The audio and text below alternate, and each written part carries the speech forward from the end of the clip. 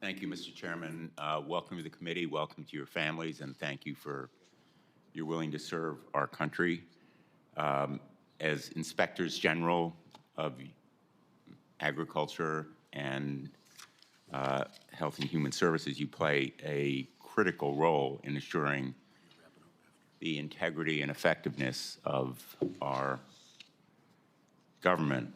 Mr. Walk, we were talking, or you were talking to the chairman about the SNAP program. And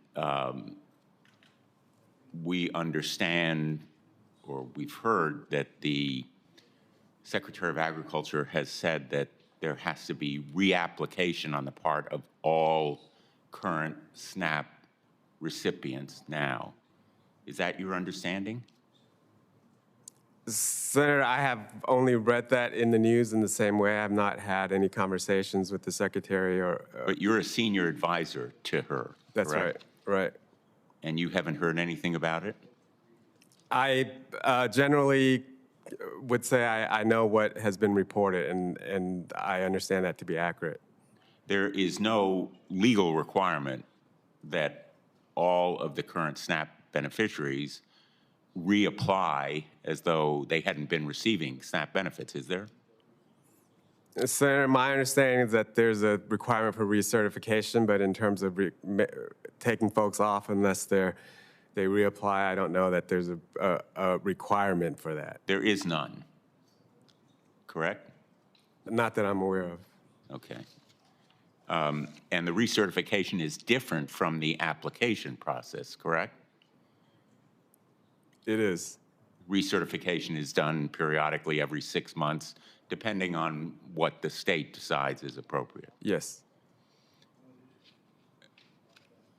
Will you commit that you will make sure that all of the 42 million current SNAP recipients and beneficiaries receive these benefits if they are entitled to do so under current law, and that the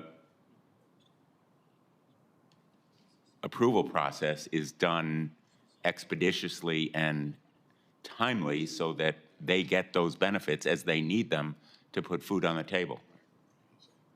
Senator, thank you for the question. And as I said, I did spend 4 months at FNCS, and one of the initiatives I took on in that short time was to send to the governors a letter that we expected timeliness in terms of the 30-day, 7-day period of completing the approval process for the applications. So that is an important issue to me, even on that side. Of course, as an IG, my role would not be to be in the policy role, but as IG, I would practice.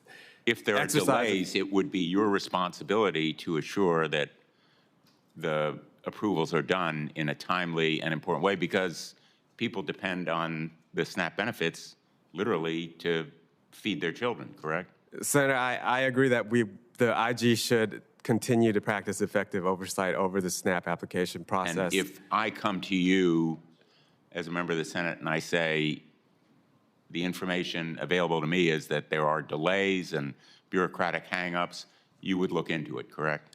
Senator, that's correct. The IG Act says I need to keep Congress fully and currently informed. Well, I'm going to hold you to that commitment.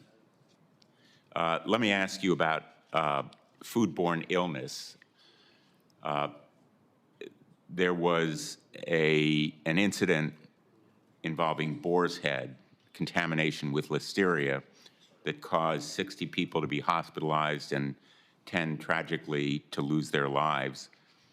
Those deaths never should have happened. At the time, I asked the then Inspector General, Phyllis Fong, to investigate the agency's handling of repeated sanitary violations that were found at boar's head plants.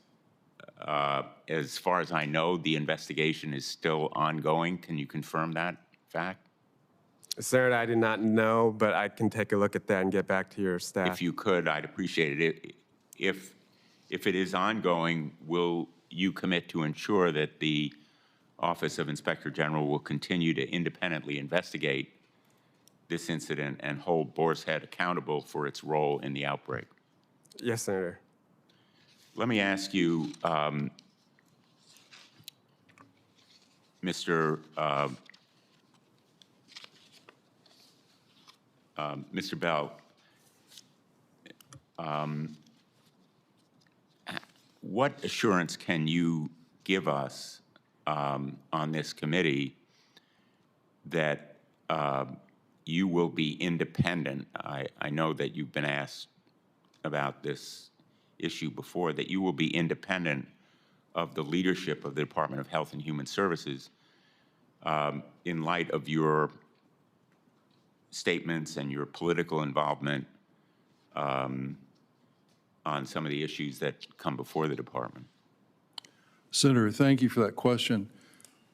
Senator, in graduate school, I read Aristotle's Rhetoric, and I know the difference between political rhetoric and the type of evidence that a federal prosecutor accumulates for litigation. All of my work product that is rhetorical or advocacy-oriented has been in political campaigns. All of my work product, either in congressional oversight or while at DOJ, has followed prosecutorial standards of high quality of evidence, corroborated evidence, documented evidence. So my record speaks for itself. Just because a product offended some interest of some group does not mean it didn't follow the highest standards of investigation. So I don't believe on the investigative side I have a single partisan product on my record. Do you have views on the effectiveness of Time that? has expired. Senator Hawley. Thank you very much, Mr. Chairman. Congratulations.